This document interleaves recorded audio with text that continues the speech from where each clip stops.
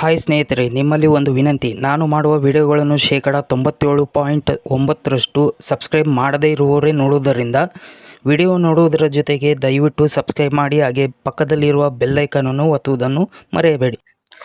ಕಪ್ಪು ಗಾಡಿಗೆ ಕಪ್ಪು ಬಣ್ಣ ಇದು ರಾಹು ಮತ್ತು ಶನಿ ಅಂಶ ಅಂತ ಹೇಳ್ತೀವಿ.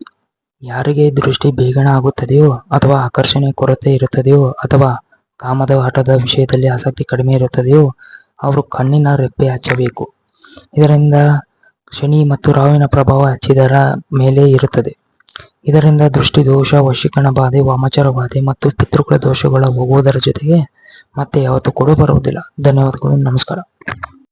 ಇನ್ನೂ ಹೆಚ್ಚಿನ ನನ್ನ ವಿಡಿಯೋಗಳು, ಮಾಹಿತಿಗಳು ತಿಳಿಯಬೇಕಾದರೆ ನನ್ನ ಯೂಟ್ಯೂಬ್ ಚಾನಲನ್ನು ಸಬ್ಸ್ಕ್ರೈಬ್ ಮಾಡಿ, ಲೈಕ್ ಮಾಡಿ, ಶೇರ್ ಮಾಡಿ. ಪ್ರೀತಿಯಿಂದ ಧನ್ಯವಾದಗಳು, ನಮಸ್ಕಾರ.